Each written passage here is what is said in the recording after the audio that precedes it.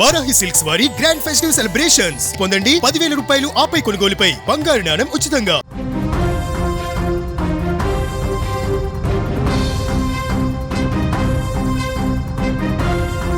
అమెరికాలోని మేరీల్యాండ్ రాష్ట్రంలో హోవర్డ్ కౌంటీలో ఒక భయంకరమైనటువంటి హత్య వెలుగులోకి వచ్చింది. తన మాజీ ప్రియుడి చేతిలో నిఖిత గొడిశాల అనే యువతి కత్తిపోట్లకు గురై ప్రాణాలు కోల్పోయింది. ఈ కథలో నిందితుడు అర్జున్ శర్మ ఆడిన నాటకం పోలీసులను సైతం విస్మయానికి గురిచేసింది. జనవరి 2వ తేదీన అర్జున్ స్వయంగా పోలీసులకు ఫోన్ చేసి తన మాజీ ప్రియురాలు నిఖిత డిసెంబర్ 31 నుంచి కనిపించడం లేదని మిస్సింగ్ రిపోర్ట్ ఇచ్చాడు. ఆమెను చివరిసారిగా తన అపార్ట్మెంట్లో చూశానని నమ్మబలికాడు. అయితే పోలీసులకు ఫిర్యాదు చేసిన రోజే అర్జున్ శర్మ అత్యంత తెలివిగా అమెరికా నుంచి భారతదేశానికి విమానంలో పారిపోయాడు.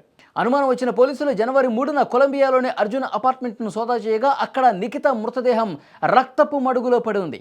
ఆమె శరీరంపై అనేక కత్తిపోట్లు ఉన్నట్టుగా పోలీసులు గుర్తించారు. నిఖితను డిసెంబర్ 31వ తేదీ రాత్రి 7 గంటల సమయంలో హత్య చేసి ఉంటాడని పోలీసులు ప్రాథమికంగా నిర్ధారించారు. నిందితుడిపై ఫస్ట్ డిగ్రీ మరియు సెకండ్ డిగ్రీ మర్డర్ కేసులు నమోదు చేసి అరెస్ట్ వారెంట్ కూడా జారీ చేశారు. ప్రస్తుతం అర్జున్ శర్మ భారత్లో ఉన్నాడని గుర్తించిన అమెరికా పోలీసులు అతన్ని పట్టుకోవడానికి United states federal law enforcement ఏజెన్సీలు సాయం కోరుతా ఉన్నాయి. దానికి సంబంధించిన పూర్తి వివరాలు సేకరిస్తూ ఉన్నారు. హత్యకు గురైన నిఖితది హైదరాబాద్లోని సికింద్రాబాద్గా భావిస్తూ ఉన్నారు. ఆమె సోషల్ మీడియా వివరాలను పరిశీలిస్తే సికింద్రాబాద్లో తన మూలాలు ఉన్నాయి, తన కుటుంబానికి సంబంధించినటువంటి మూలాలు ఉన్నట్టుగా పోలీసులు గుర్తించారు. దీనిపై కాస్త క్లారిటీ రావాల్సినటువంటి అవసరం ఉంది. ఏదేమైనా ప్రేమించి పెళ్లి చేసుకుంటాడనుకున్నటువంటి వ్యక్తే ఇంతటి దారుణానికి ఒడిగట్టడం స్థానిక ప్రవాస భారతీయులను కూడా తీవ్ర దిగ్భ్రాంతికి గురి చేసినటువంటి పరిస్థితి. ఎంత తెలివిగా ఈ దుర్మార్గానికి పాల్పడ్డట్టు చూడండి.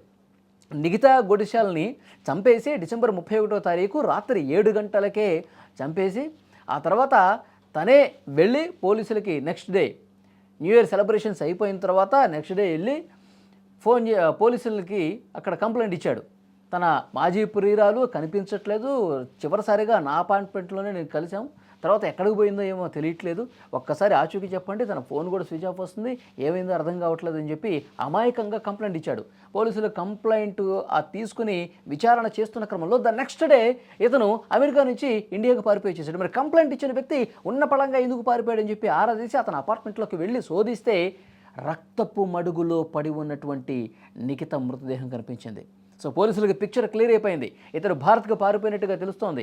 ఇక్కడ ఫెడరల్ అధికారులు ఏజెన్సీలు ఏవైతే ఉన్నాయో వాళ్ళని సంప్రదించి వాళ్ళ నుంచి వివరాలు తెలుసుకుంటూ ఉన్నారు. ఇప్పుడు ఎక్కడ ఉన్నాడు, భారత్లో ఏ రాష్ట్రానికి వెళ్ళాడు, ఎక్కడ ఉన్నాడు, ఏ సిటీలో ఉన్నాడు, ఎక్కడ తిరుగుతూ ఉన్నాడు, ఇవన్నీ కూడా ఇన్వెస్టిగేషన్లో బయటకు వచ్చే అవకాశం కనిపిస్తుంది. నిఖిత గురించి వివరాలు సేకరిస్తే నిఖితకు సంబంధించిన డీటెయిల్స్ ఇప్పుడిప్పుడే సేకరిస్తూ ఉన్నారు. తన ఇన్స్టాగ్రామ్ అకౌంట్స్ ఏవైతే ఉన్నాయో సోషల్ మీడియా అకౌంట్లను పరిశీలిస్తున్నారు. సికింద్రాబాద్లో వాళ్ళ కుటుంబానికి సంబంధించిన మూలాలు ఉన్నాయి అని చెప్పి ఆ అకౌంట్ని చూస్తే అర్థమవుతుంది. కానీ ఇక్కడ ఎవరెవరు ఉంటారు, ఇక్కడ వాళ్ళ కుటుంబ సభ్యులు ఎవరున్నారు, పేరెంట్స్ ఎక్కడ ఉంటారు, వీళ్ళకి ఇక్కడ బంధువులు ఉంటారా, తర్వాత వీళ్ళ ఫ్రెండ్స్ ఏం చెప్తున్నారు, ఇవన్నీ కూడా ఇప్పుడే వివరాలు సేకరిస్తూ ఉన్నారు. కానీ చాలా బాధాకరమైన విషయం, చంపేసి అత్యంత దారుణంగా కత్తిపోట్లు ఉన్నాయంట ఆమె శరీరం మీద. 1 కాదు 2 కాదు, దాదాపు 10-12 కత్తిపోట్లు ఉన్నట్టుగా మనకు సమాచారం వస్తుంది. చాలా దుర్మార్గంగా అత్యంత పాశవికంగా చంపేసి నాకేం సంబంధం లేదన్నట్టుగా బయటకు వచ్చేసి కంప్లైంట్ ఇచ్చి ఇండియాకు పారిపోయాడు. సో డెఫినెట్గా చాలా సీరియస్ కేసు ఇది. పోలీసులు అక్కడ చాలా సీరియస్గా ఈ కేసుని ఇన్వెస్టిగేట్ చేస్తున్నారు. అన్ని డీటెయిల్స్ తీసుకుంటారు. ఇక్కడ అధికారులు పోలీసుల సహాయం కూడా తీసుకుని వాడు ఎక్కడున్నా సరే పట్టుకుని తీరే అవకాశం అయితే కనిపిస్తుంది.